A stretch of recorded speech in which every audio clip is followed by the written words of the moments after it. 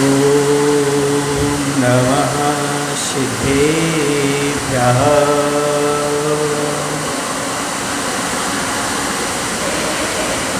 ॐ नमः सिद्धेभ्यः।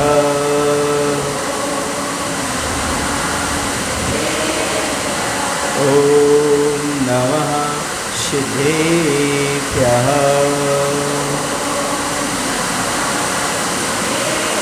धर्मा सर्वे सुखा करो हित करो धर्मं बुधांसिन्वते धर्मे नैव समाप्यते शिव सुखं धर्माय तस्मै नमः धर्माय तस्मै नमः। बोले अहिंसा परमो धर्म की। देवादिदेव श्री महावीर भगवान की, आचार्य गुरुदेव भगवान श्री विद्यासागर जी महाराज की, आचार्य समय सागर जी महाराज की।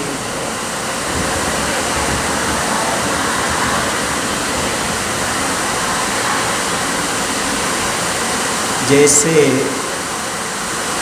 सोना होता है,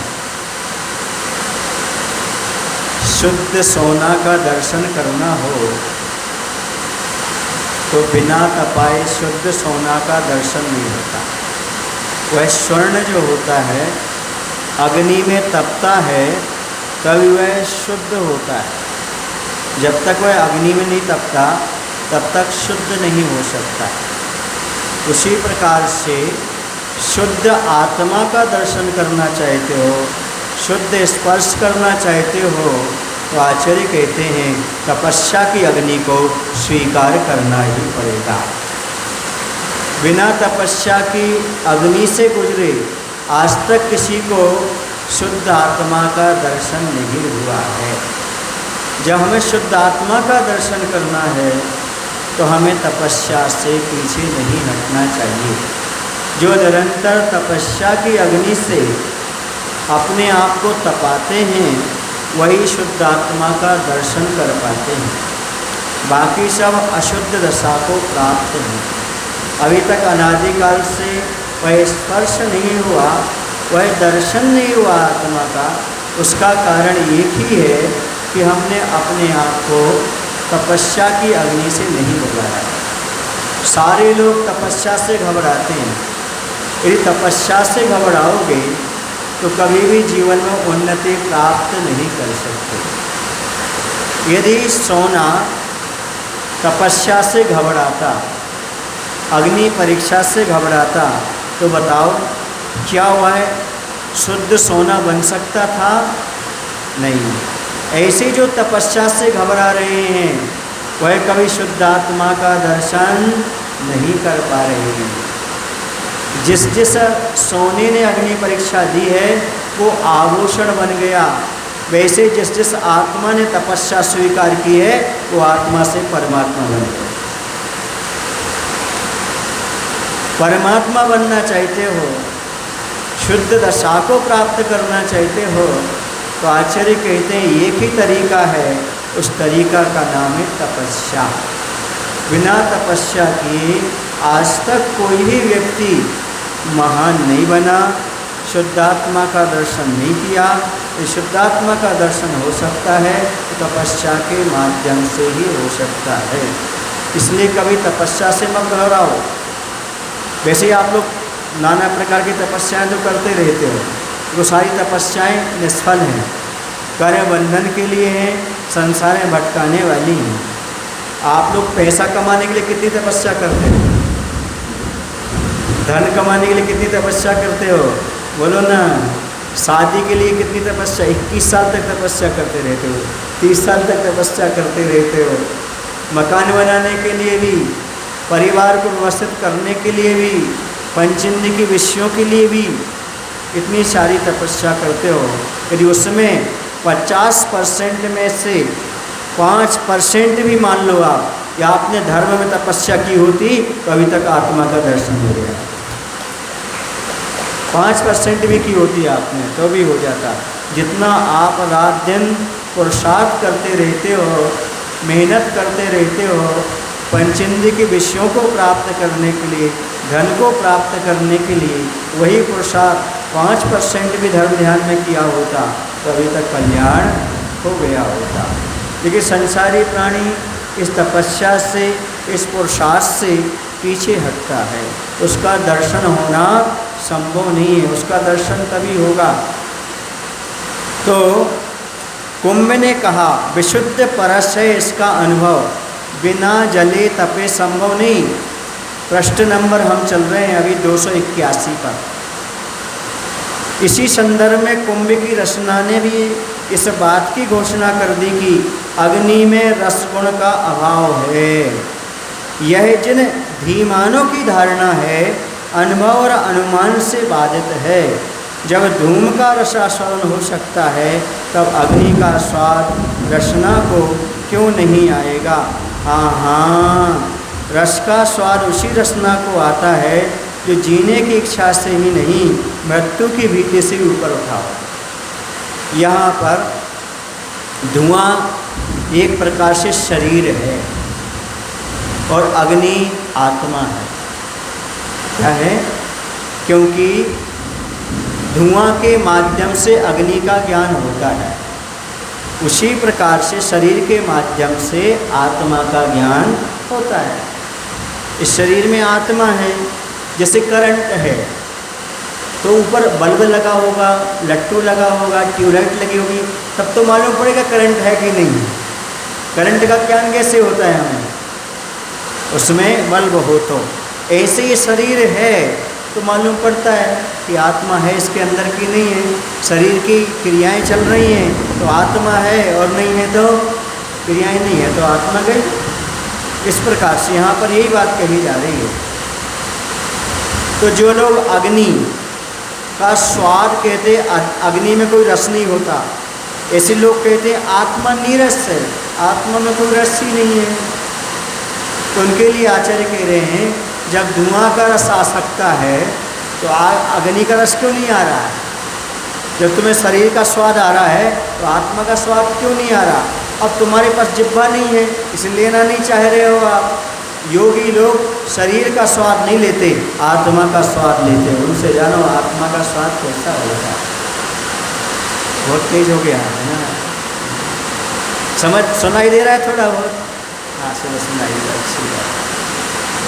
तो कुछ लोग विज्ञान के लोग भी जो होते हैं, वैज्ञानिक लोग, वो जानते हैं धुआं का स्वाद होता है पर अग्नि का स्वाद होता है ऐसा नहीं मानते। लेकिन कोई पदार्थ जो है पुद्गल वो रस से रहित नहीं है।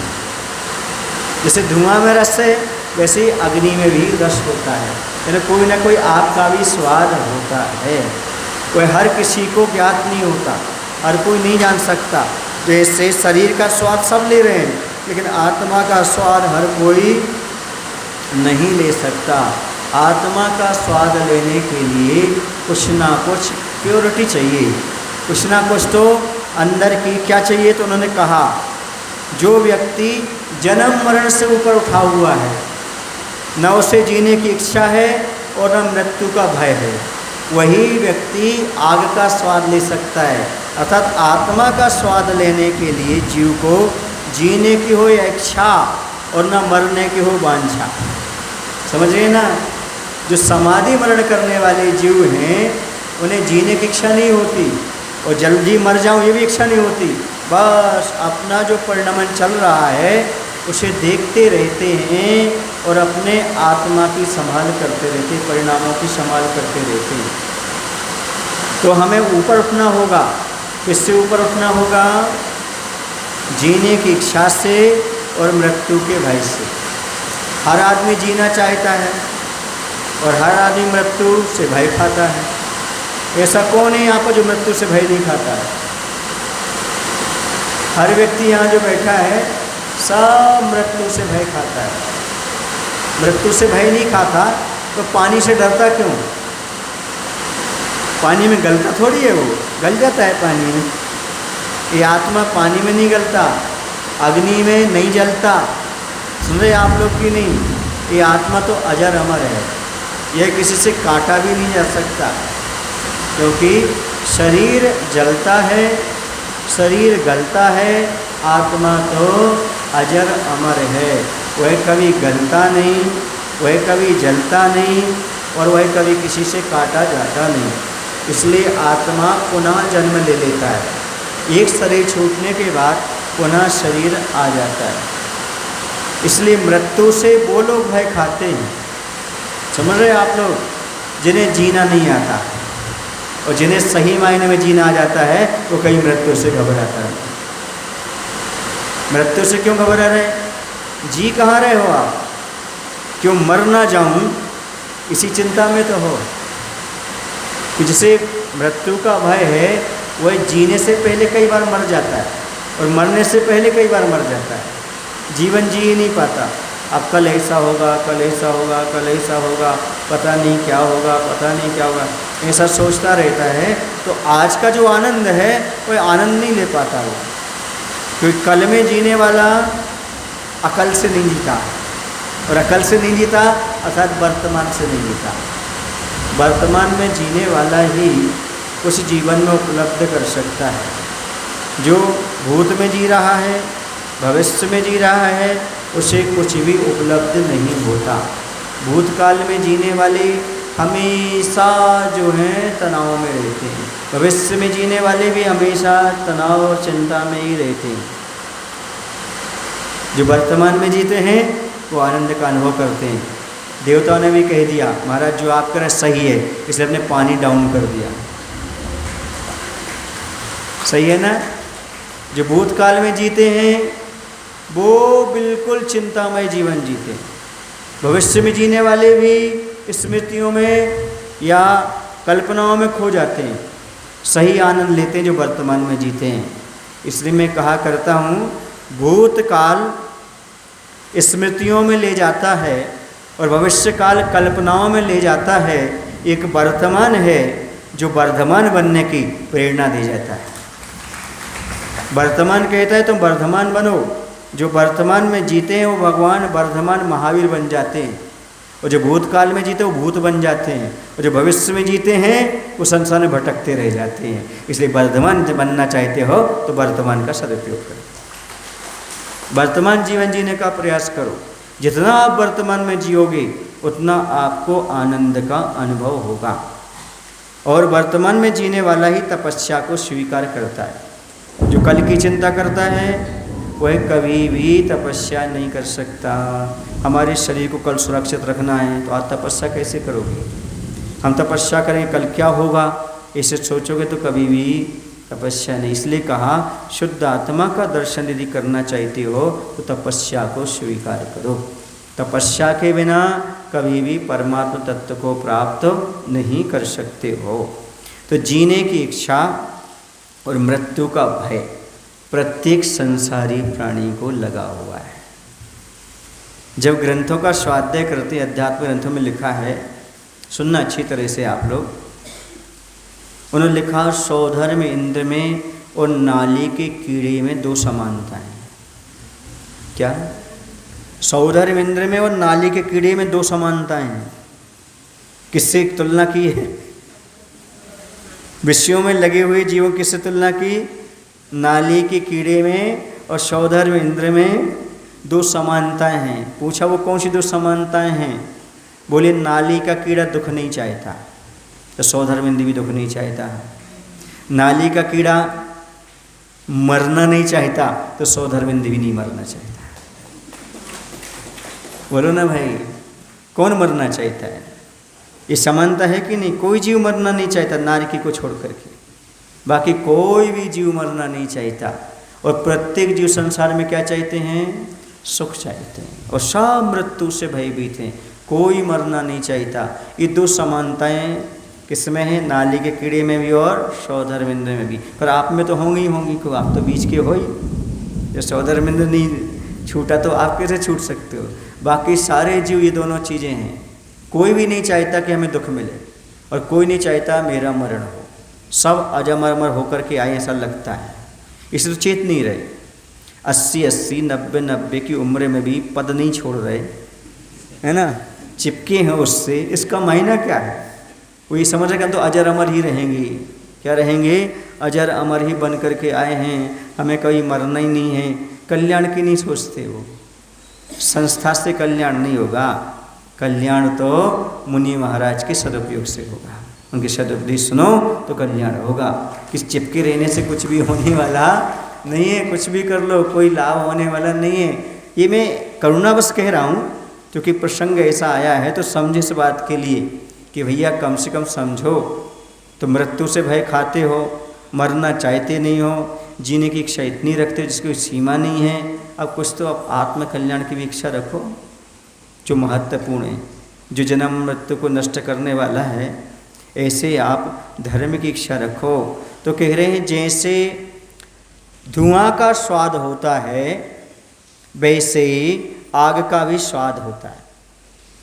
जैसे शरीर का स्वाद होता है वैसे आत्मा का भी स्वाद होता है। प्रत्येक संसारी प्राणी को अपने शरीर को सजाने संभालने में आनंद आता है, लेकिन आत्मा के बारे में कोई रस ही नहीं है। आत्मा तो नीरस है।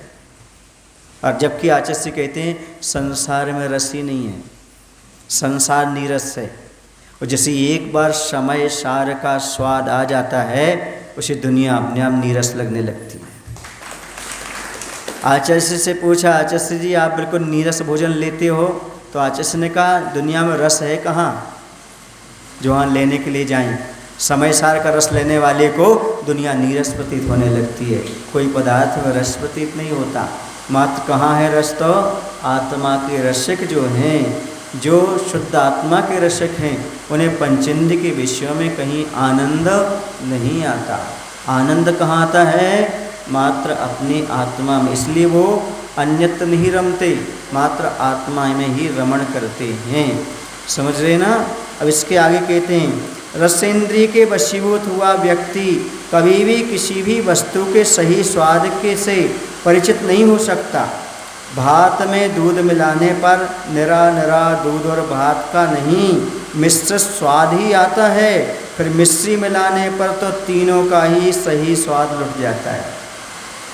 जो रसना इंद्रिय के वशीभूत हैं उन्होंने आज तक किसी चीज़ का प्योर स्वाद नहीं लिया।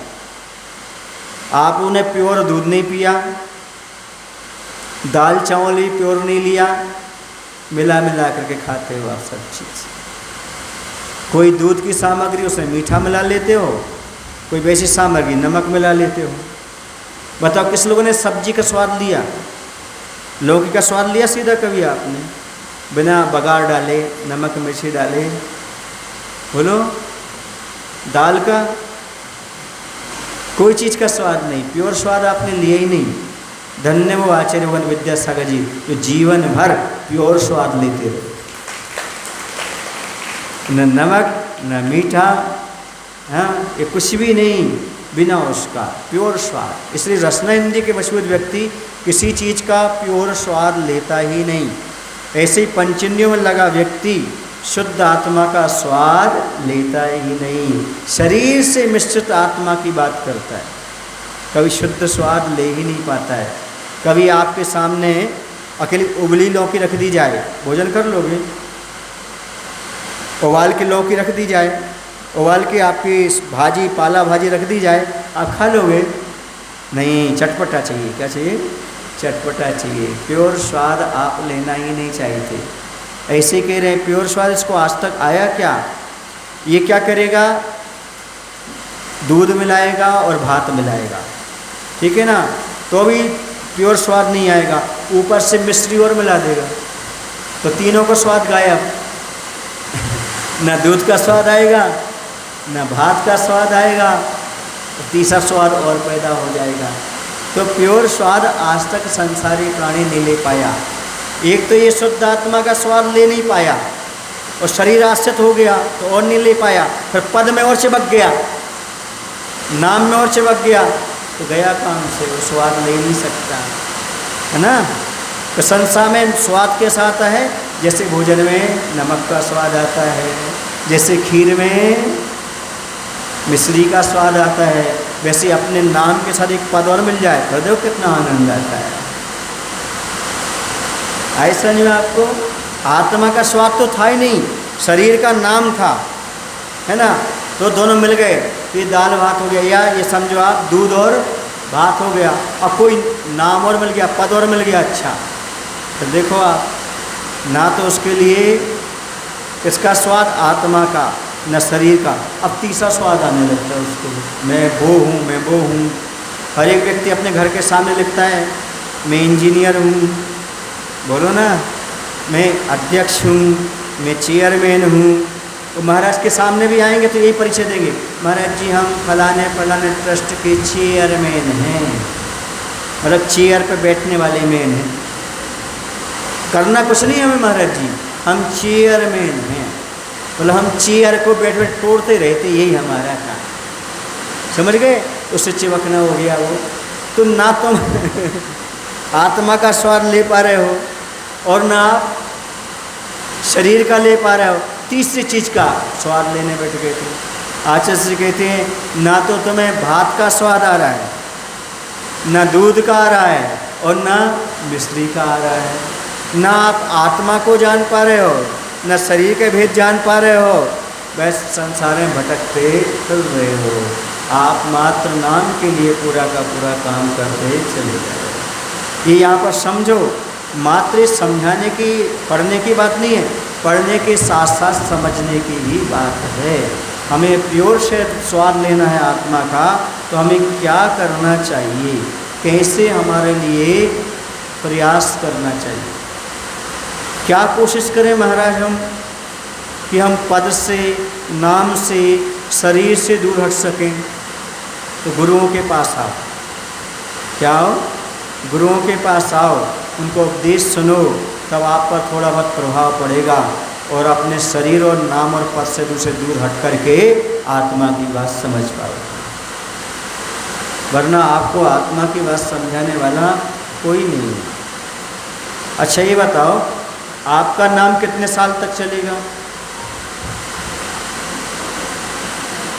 जब तक हो, ये जब शरीर जब तक है, शरीर जला तो नाम जला। अब स्वर्गवासी हो जाओगे, क्या हो जाओगे? स्वर्गवासी हो जाओगे। वहाँ ये नाम नहीं रहेगा, वहाँ दूसरा नाम हो जाएगा।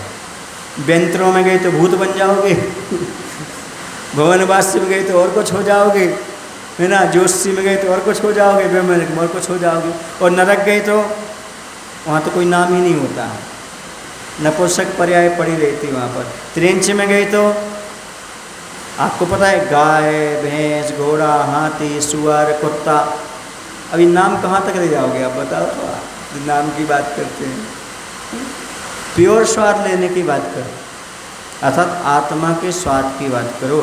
आत्मा का स्वाद उन लोगों को नहीं आता है जो मात्र शरीर आश्रित हैं, जो शरीर से ऊपर उठे हुए हैं, उन्हें आत्मा का स्वाद थोड़ा बहुत आ सकता है। आपने क्या किया है, इस माइक को धीमा कर दिया है, क्यों कर दिया? इनके कारण नहीं, इसकी आवाज़ बहुत धीमी है, हमको खींचना पड़ रहा है।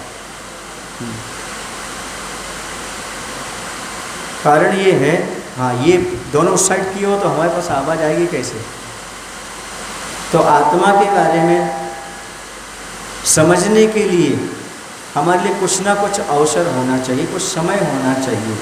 मैं मानता हूँ समाज के प्रत्येक कार्य करना आवश्यक है, पर समाज के कार्य करने की उम्र होती है और आत्मा के कल्याण की भी कुछ उम्र होती है।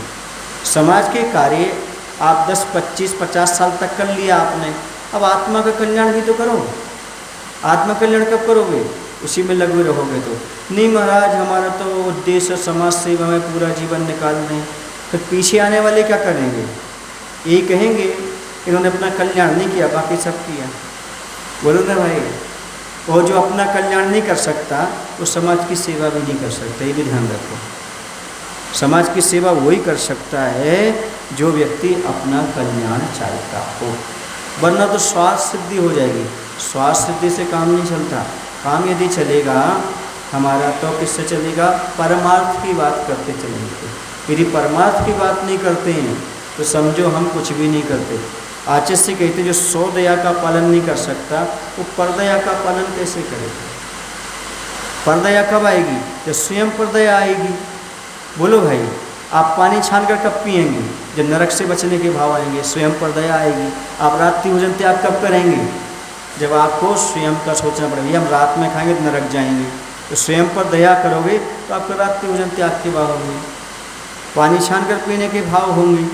जब स्वयं पर दया नहीं है तो पर दया कैसे करोगे? और पर दया नहीं है तो स्वयं पर दया कैसे करोगे? जो पर दया करता है वो स्वयं पर दया करता है, जो स्वयं पर दया करता है वो पर दया करता है। समझ में आ रहा है ना?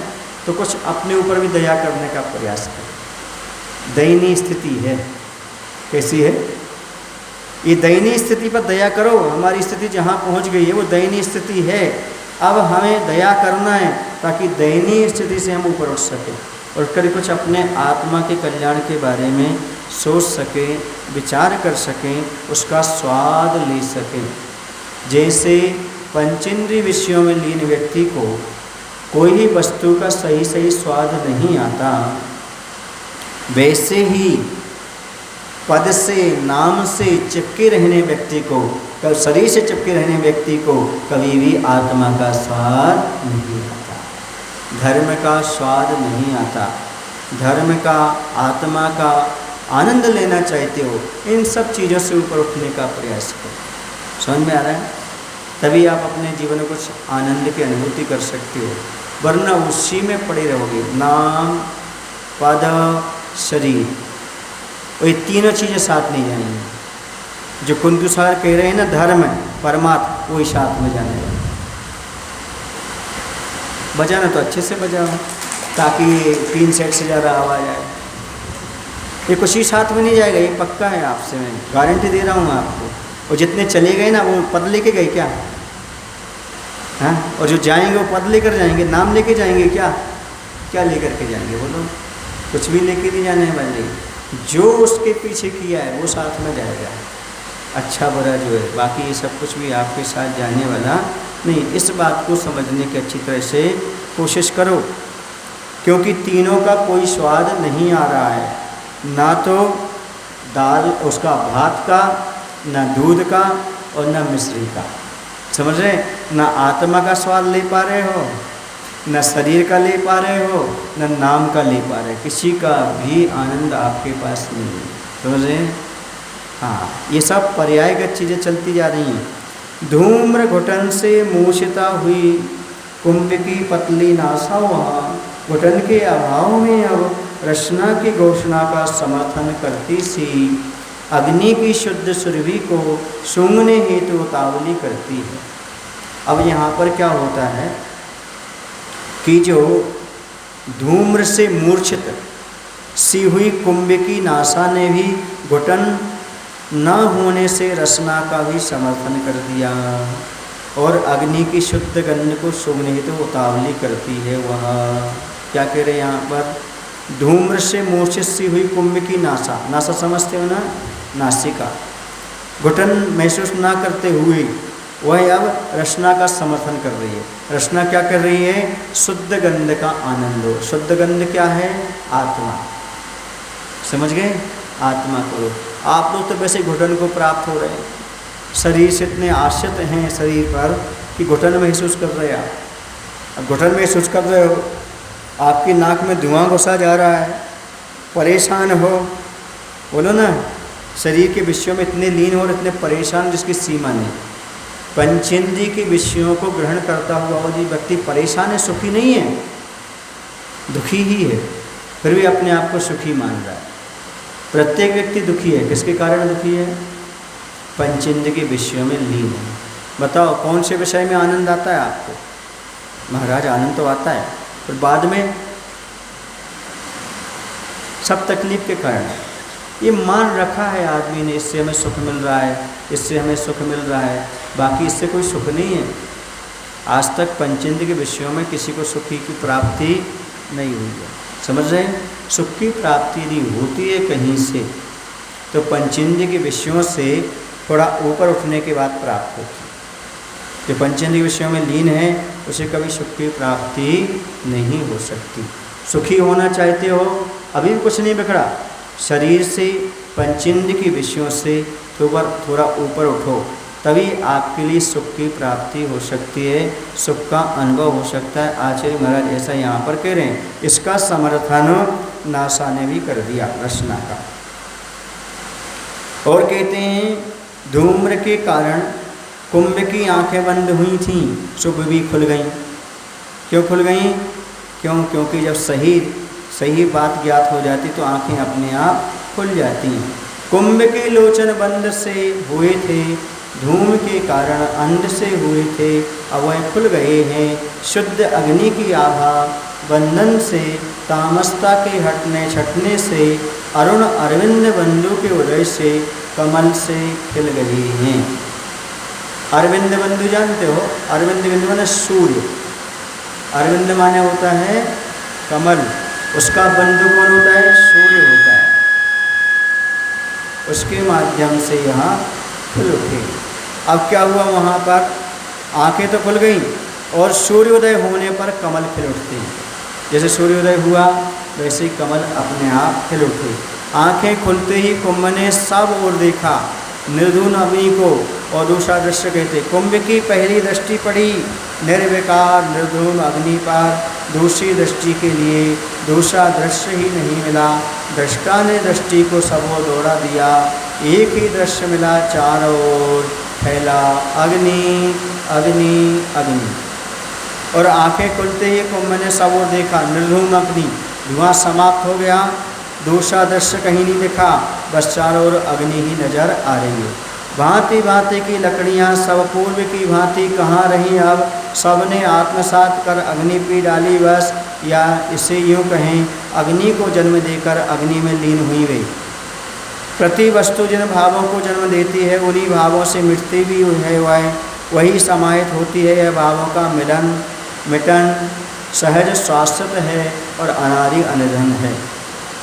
कहते ही प्रकृति का नियम होता है। क्या नियम होता है? कि उसी भाव रूप परिणमन हो जाती हैं वो चीज़ें।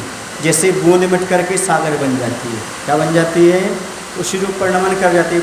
जैसे बीज है वृक्ष के रूप में परिणमन कर जाता है, ये स्वभाव होता है। अनेक प्रकार की भिन्न भिन्न लकड़ियाँ, अब लकड़ियाँ नहीं रहीं, अभी तो अग्नि को भी पी लिया।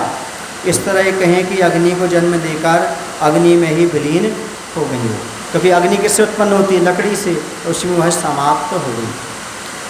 तो विकासोन्मुखी अपनी अनुभूति चित्त की प्रसन्नता प्रशस्ता बताने उद्यमशील कुंभ को देख अग्नि स्वयं अपनी अति के विषय में कुछ कुछ सकुचाती सी कहती है कि अभी मेरी गति में अति नहीं आई है, और सुनो अति की इति को छूना बहुत दूर है, अभी वह बहुत दूर है। मेरा जलाना शीतल जल की याद दिलाता है, मेरा जलाना कटु काजल का स्वाद दिलाता है।